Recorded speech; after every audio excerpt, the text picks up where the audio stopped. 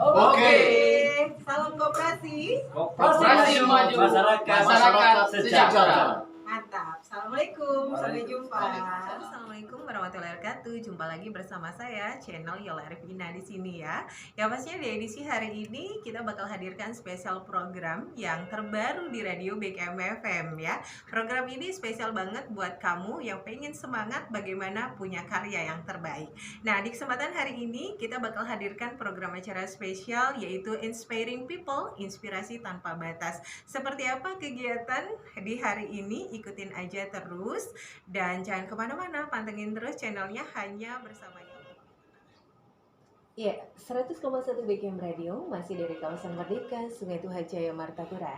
Kembali lagi bersama Yola Arifina di sini menemani Anda dalam spesial program yang kami hadirkan di edisi hari ini, tentunya Selasa 14 Februari 2023. Program acara terbaru persembahan dari LPPL, Radio Bersatu Kita Maju. Program acara yang sangat menginspirasi kita semua, yaitu Inspiring People, Inspirasi Tanpa Batas, menghadirkan narasumber dengan karya yang sangat luar biasa.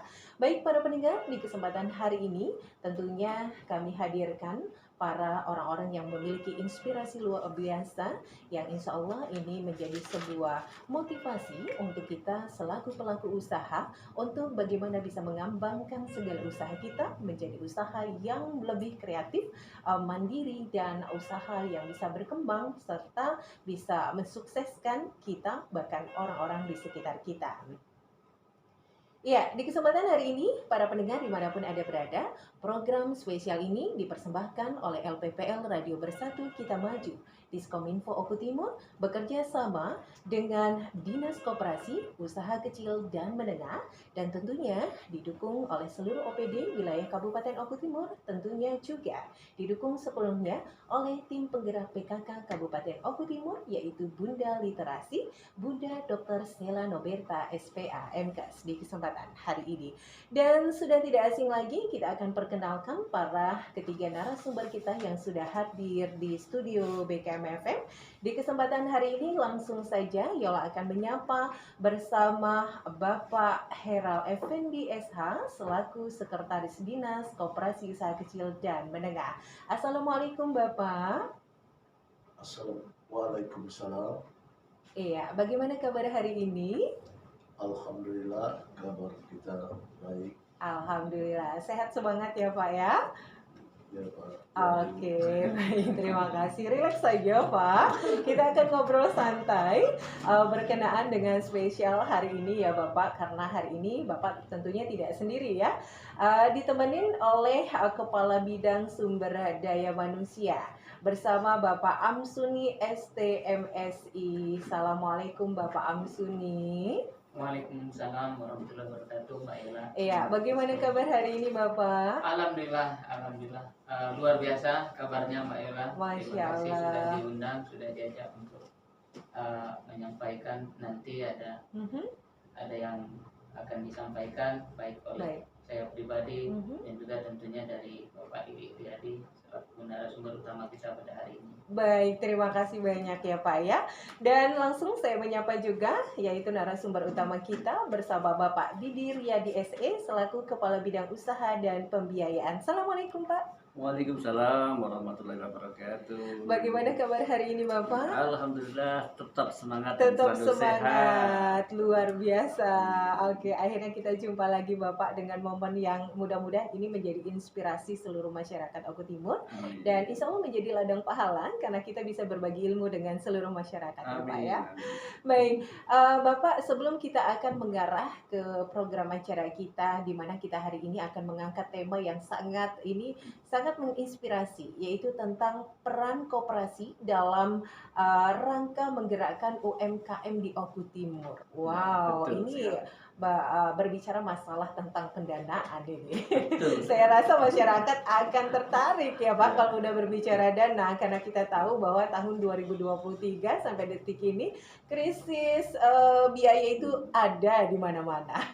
Mudah-mudahan ini akan menjadi solusi bagi pelaku usaha.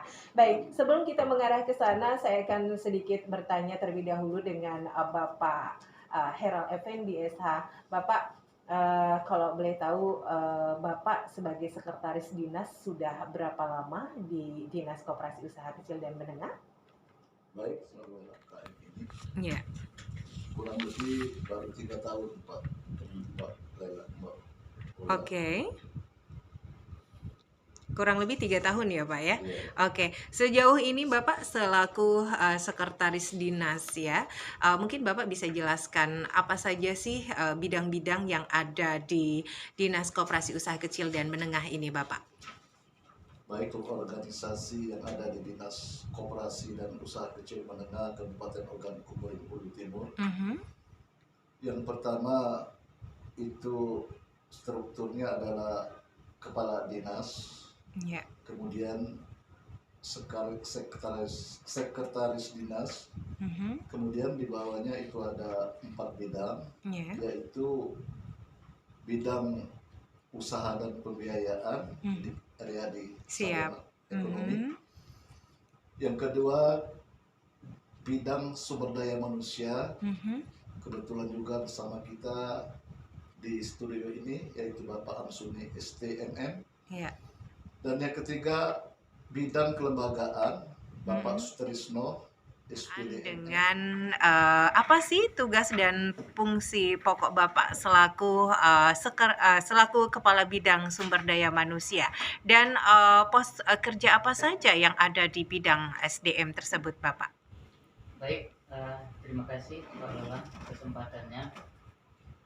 Kami sebagaimana tadi disampaikan oleh Bapak Sekretaris Dinas, bahwa salah satu bidang yang ada di Dinas Koperasi Usaha Kecil dan Menengah adalah bidang sumber daya manusia, tepatnya pengembangan sumber daya manusia. Yang kebetulan kami diamanatkan untuk mengemban selaku kepala bidangnya. Di bidang sumber daya manusia ada seksi kewirausahaan dan juga seksi pengembangan sumber daya manusia koperasi. Nah, tentunya ini sesuai dengan tugas dan fungsi kami, sebagaimana juga diamanatkan oleh visi dan misi dari Bapak Presiden dan diteruskan oleh Kementerian Koperasi Usaha Kecil dan Menengah, yaitu beberapa hal yang disasar atau ditargetkan, yaitu menumbuhkan dan mengembangkan koperasi yang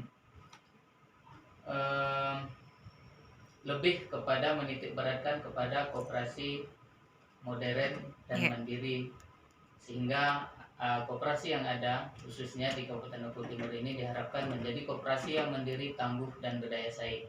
Bagaimana kita ketahui di zaman teknologi informasi ini adalah suatu keniscayaan, suatu koperasi harus mengikuti perkembangan, Mbak Lola.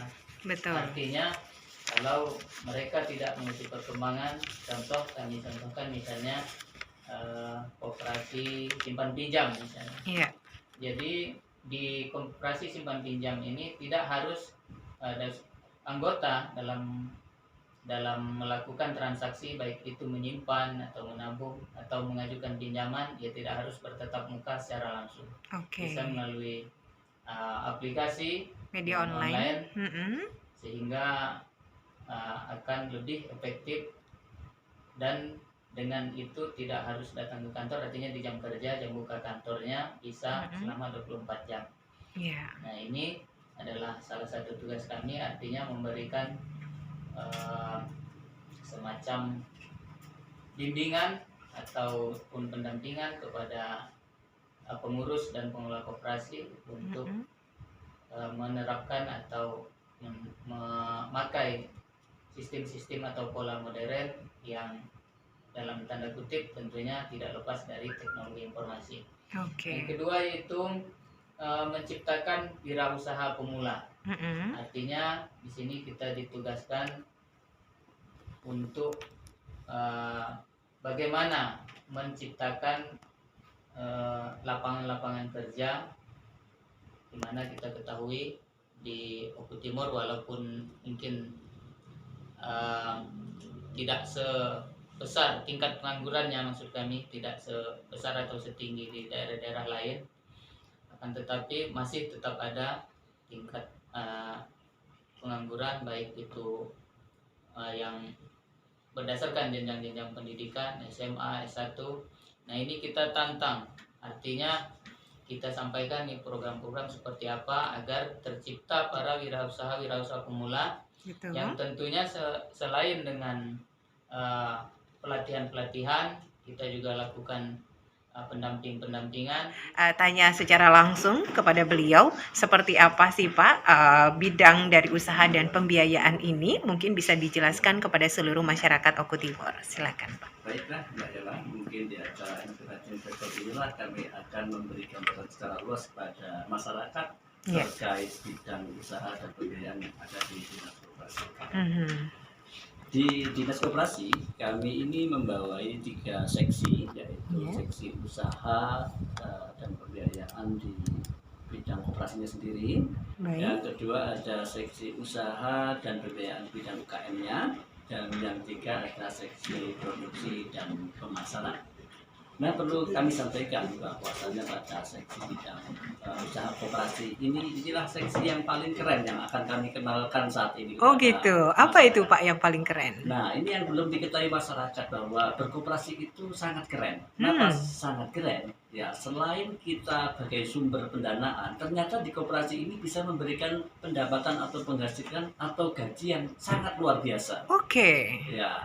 Menarik. Saya kasih contoh satu koperasi kami aja, yaitu yang sebenarnya pada siang hari ini akan kami datangkan karena ada halangan satu hal. Beliau belum bisa hadir. Mungkin akan hadir pada kesempatan yang lain. Yaitu di situ ada koperasi simpan pinjam dengan nama Koperasi Pembangunan Daerah. Ya, koperasi ini sudah mengelola aset lebih dari 200 miliar, Mbak Yola. Oh, luar biasa. Dan saya sendiri juga walaupun sebagai pembina di situ juga menjadi salah satu anggotanya, jadi tahu persis keberadaan koperasi itu. Oh gitu ya, Pak. Saat ini sudah merekrut anggota lebih dari 12.000, bayangkan. Wow, 12.000 itu anggota Oku Timur. Anggota hanya di Oku Timur dan ada kabupaten tetangga yang sudah yang mengikuti juga. Oke, baiklah. Di Kabupaten Oku Timur. Jadi sebenarnya kita tidak kalah dengan perbankan kalau bicara masalah nasabah. Nasabah, oke, betul. Karena nasabahnya sudah 12.000 tadi yang Bapak sampaikan. Saya sendiri aja sudah anggota ke 10.000 sekian. Masya Allah, baik sudah Pak. Masuk 5 tahun yang lalu. Oh gitu. Berarti keren kan sebenarnya koperasi. Nah, kalau bicara masalah penghasilan atau pendapatan, saya sampaikan juga, dan ini benar saya katakan bahwa manajer di Kopda itu bergaji kurang lebih 26 juta. Wow, untuk per bulannya melebihi gaji pegawai bank dong, Pak. Kalah jauh ya, Pak ya. Oke, ini menjadi inspirasi masyarakat tentunya. Kalau kita paham, koperasi itu sangat menarik. Iya. Dan kalau satu saat coba masyarakat bisa yang belum menjadi anggota main di kantornya Kopda itu ya. Di Kopda. Seragamnya juga nggak kalah dengan seragam perbankan. Nah, kalau boleh tahu kantornya di mana Pak Kopda itu? Di Blitar 1 ya, itu dekat dengan kantor kecamatan. Oh gitu. Sudah sangat terkenal sekali itu. Salah satu dari koperasi kami. Dan yang kedua berkaitan dengan pendanaan masyarakat. Bahwa koperasi ini juga tidak kalah dengan lembaga-lembaga keuangan yang lainnya. Baik, para pendengar dimanapun Anda berada, jayalah Oku Timurku, maju lebih mulia. Selamat siang para pendengar, masih bersama Yola Ervina dalam program Inspiring People, Inspirasi Tanpa Batas. Hari ini masih bersama ketiga narasumber kita yang luar biasa dari Dinas Koperasi Usaha Kecil dan Menengah, yang dimana kita akan kembali ngobrol bareng bersama Bapak Didi Riyadi SE terlebih dahulu, selaku Kepala Bidang Usaha dan Pembiayaan. Pak, Yola tadi sudah dengarkan beberapa koperasi yang unggul dan ter-up-to-date lah ya untuk Kabupaten Oku Timur. Nah, kali ini yang Yola tanyakan ini tentang bagaimana sih Pak cara untuk mendirikan sebuah badan hukum koperasi itu sendiri, Bapak? Mungkin bisa dijelaskan. Oke, terima kasih. Sebenarnya sangat mudah sekali ya mendirikan badan hukum koperasi itu. Karena sebenarnya koperasi itu adalah kumpulan orang, bukan uang. Jadi nggak usah takut kalau berkoperasi nggak punya uang. Yang penting bisa berkumpul dulu. Oh iya. Nah, prosesnya bagaimana? Ya, untuk mendirikan badan hukum, kalau dulu Undang-Undang Nomor 25 tahun 92 itu mewajibkan minimal 20 orang. Tapi setelah ada Undang-Undang Cipta Kerja ini, kita bisa dengan 9 orang saja untuk berkoperasi. Nah, tentukanlah nama koperasi. Nama koperasi itu 3 kata ya. Misalnya sukses pacar bersama. Atau mitra abadi sentosa. Terus kita pilih pengurus. Pengurus ini terdiri dari 3 orang, yaitu ketua, sekretaris, dan bendahara. Dan juga kita pilih 3 badan pengawas dari 9 orang tersebut. Dari 9 orang tersebut, yaitu ketua, anggota 1, anggota 2 itu sebagai badan pengawasnya. Nah, yang ketiga kita akan membuat anggaran dasar, anggaran rumah tangga sebagai patokan untuk mendaftarkan ke, kalau dulu badan hukum namanya, waktu masih diterbitkan oleh Kementerian Koperasi. Sekarang penerbitannya oleh Kemenkumham, jadi namanya akte hukum.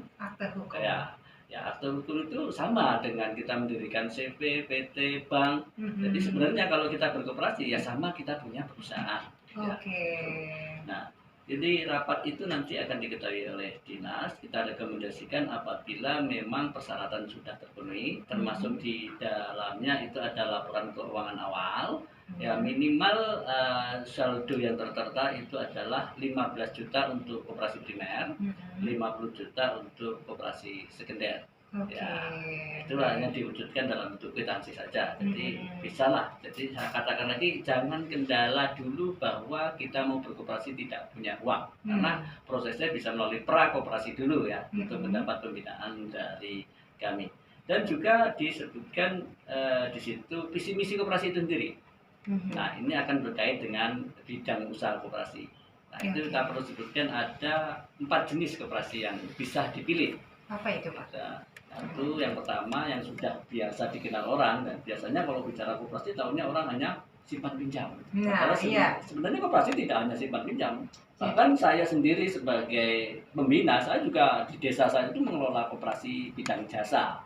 Yang hasilnya Pak? Jadi saya sebutkan dulu ya, ada 4 koperasi. Koperasi konsumen. Ya, biasanya itu untuk menyediakan kebutuhan-kebutuhan anggota dalam bidang konsumsi. Dan kedua itu koperasi produsen, yaitu apabila koperasi itu bisa menghasilkan produk atau barang. Yang ketiga koperasi jasa, bisa jasa angkutan, bisa jasa tukang cukur. Jadi orang tukang cukur itu sebenarnya bisa berkoperasi ya. Jasa-jasa lainnya. Dan yang keempat adalah koperasi simpan pinjam itu sendiri.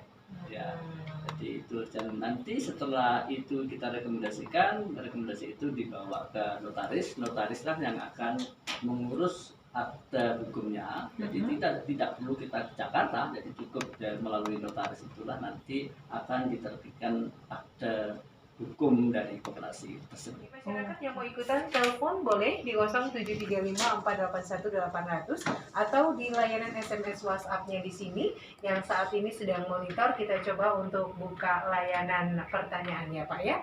Ada di SMS kita.